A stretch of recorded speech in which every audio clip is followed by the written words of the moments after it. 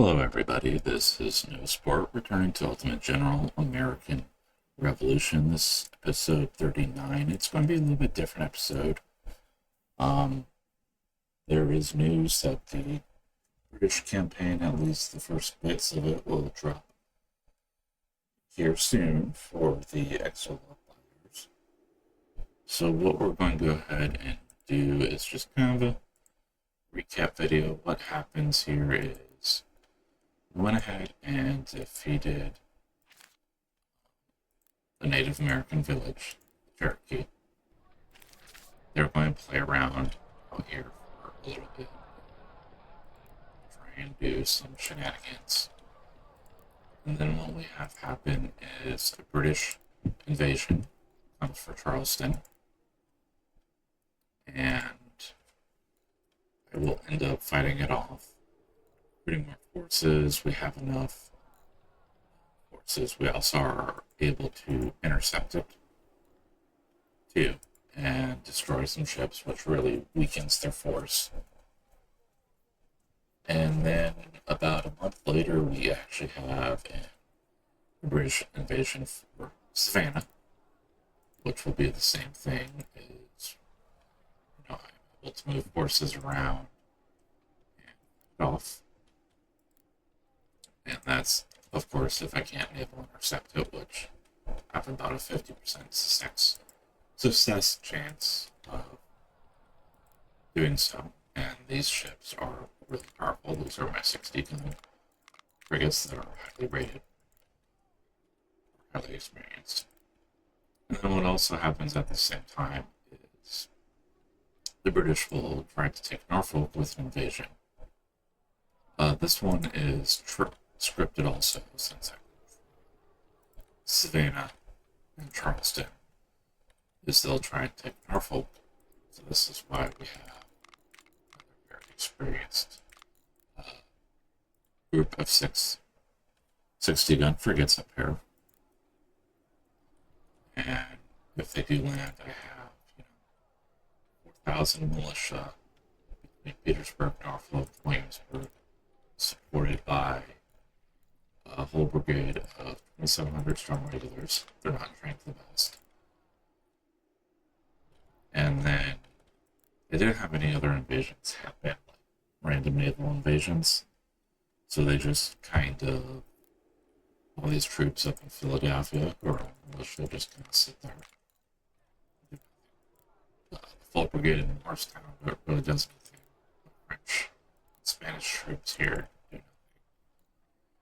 And then militia and Spanish troops up in Boston, Portsmouth, and Middleborough don't do anything. And then my Iroquois allies don't do anything in the militia here. So it's pretty much just all quiet along the eastern seaboard, except down south.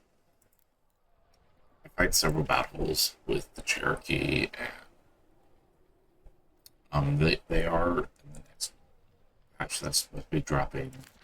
I believe they are going to or have reworked Native American villages that once you destroy them, they will take a lot longer to rebuild, which will be a nice feature because right now it feels like you destroy them and they easily just pop right back up.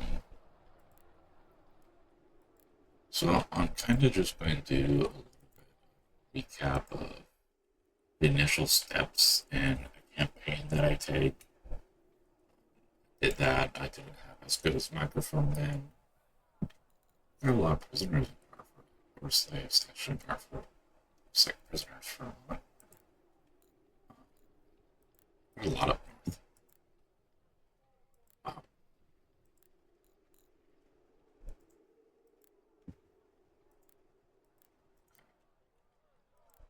just into that. But anyways, in the initial steps, what we do. So the initial map is Portsmouth, Port Stevens, Salem, Boston, I guess Middleborough, Providence, and Hartford. So you start with your general and your two brigades, or your two regiments here. third one, if you choose that, starts in Hartford. The initial steps is that I take is take Providence and Newport, send the two units down up this way, and I send them from Hartford since I usually choose the unit to take Newport. And then you'll also have the battle for the scripted battle for Lexington and Concord up here. And then you'll get a unit from that, which spawns about right here. And then slowly build up and take Fort Stevens, reinforce Portsmouth. I don't know how much that is going to be changing here soon. There is a lot of new stuff coming for the American campaign. It might not necessarily be new, but it might be improved. And I'll go over and read the patch notes out. Try to understand the changes that have occurred. Some of the news is not very easy to understand sometimes because English is not their native language, and they're not very descriptive in what has happened. But sharing some news, so on Monday the 29th, Turner posted additional mercenaries are ready to join Great Britain to crush rebels. Brunswick, Hanover will join Hessians. There is information that there are negotiations with the Russians, but this is a question. Historically, the Russians were not really ever part of the conflict. They were part of the League of Armed Neutrality. They didn't necessarily support the American Revolution, but they didn't oppose the American Revolution. They really didn't like the expansion of Great Britain and did want to see them taken down or two. But they did say that there is a lot different uniforms coming for the British campaign. You have different types of units. You have some Highlanders. You have a lot more troops, which looks really cool, honestly. And earlier, so on 7/28, Sterner gave us another update that the first year of the British campaign is waiting additional testing, and if all goes well, we expect the campaign to be released by end of the next week. So that should be coming here pretty soon.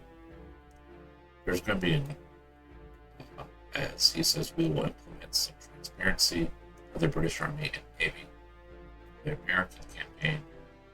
This will help to understand where many British units can come from. So I'm wondering if that's explaining that the British will have, like, your understanding what city they're coming from. I don't quite understand. That's not worded the best way to understand it. I guess we'll see in the end game what actually happens. And the third bullet point said we are going to rework the concept of native villages. I talked a little bit about this before. If a village is destroyed, it will take time to rebuild the village. The more villages are destroyed, the harder it is for natives to rebuild them. This will allow players to destroy natives and not expect them to immediately recover and continue the war, which is a very nice change.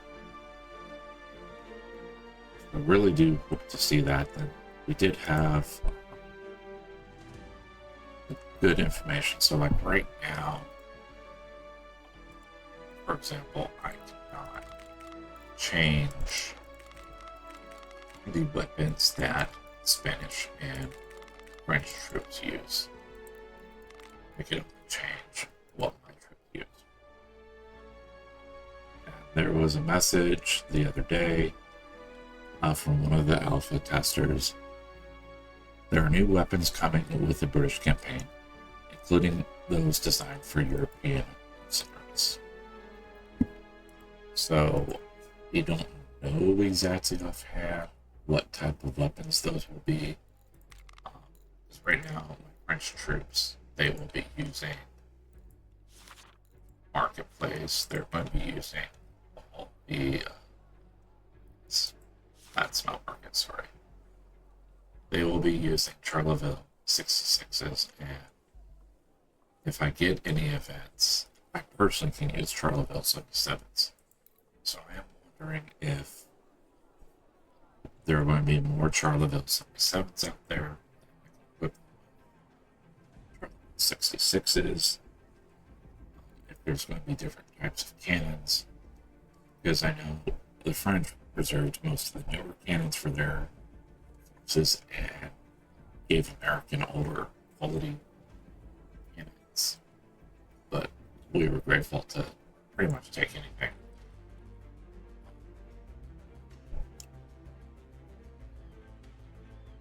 Sorry, I'm reading over some stuff right now.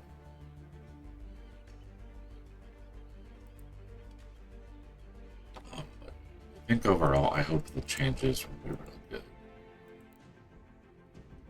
So kind of what I'm just doing is recapping a little bit of what's going on. It's hopefully going to happen. I am going to not really play any of this episode. I'm just going to be very true to American history and just going to declare victory. Have I officially won? No. Have I realistically won? Yes. Because I controlled. Really hope this is fixed here soon, so every time I go from the screen and resume, even though I'm paused. So I have controlled basically all of Canada. I gave it back to the French so I don't get naval invaded by them. I control basically all of North America. All down to Savannah. The British do not control anything except for Western forts, so they control Fort Mountain.